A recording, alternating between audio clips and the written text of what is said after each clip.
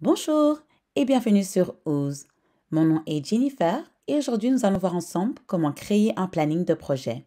Pour ce faire, rendons-nous sur notre page d'accueil. Et nous voici sur notre page d'accueil. Pour rappel, le planning vous permettra de rester organisé et d'avoir une meilleure visibilité sur votre projet. Vous pouvez y accéder de deux manières différentes. Première option, directement via l'onglet Projet. Une fois sur votre onglet Projet, vous pouvez sélectionner l'option Planning. Cela vous permettra d'avoir une vue d'ensemble sur les différents plannings liés au projet sur lequel vous travaillez. Vous pouvez également sélectionner l'onglet Projet et directement le projet sur lequel vous désirez travailler. Dans la section située sur votre gauche, vous pouvez sélectionner l'option Planning vous permettant d'accéder directement au planning sur lequel vous désirez travailler.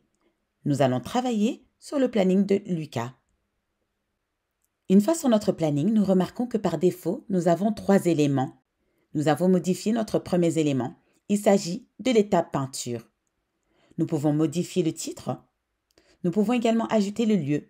La peinture sera effectuée dans le living.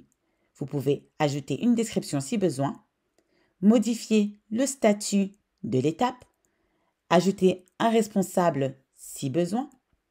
Vous pouvez également modifier la durée. Il peut s'agir d'une tâche qui durera toute la journée. Par conséquent, vous pouvez sélectionner votre date de début ainsi que votre date de fin. Vous pouvez également sélectionner une heure à laquelle vous désirez que votre étape commence.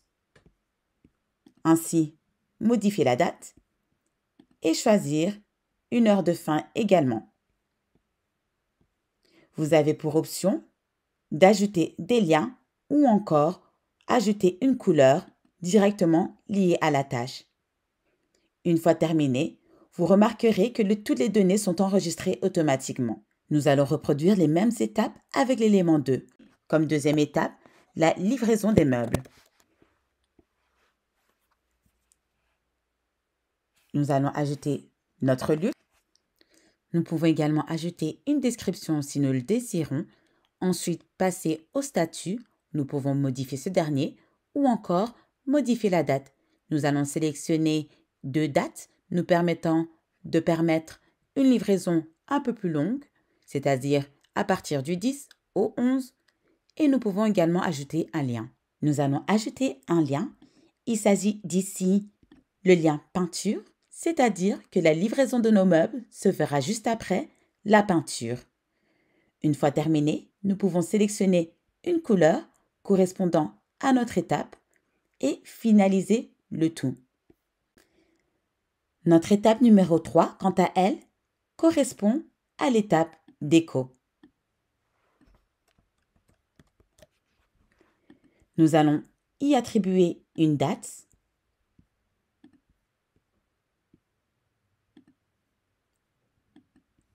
une durée de 3 jours et cette dernière sera également liée, mais cette fois-ci, à la livraison meuble.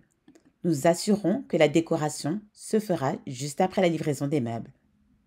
Nous pouvons également modifier la couleur de notre étape et ajouter une tâche subordonnée. Ici, nous allons ajouter la tâche nettoyage.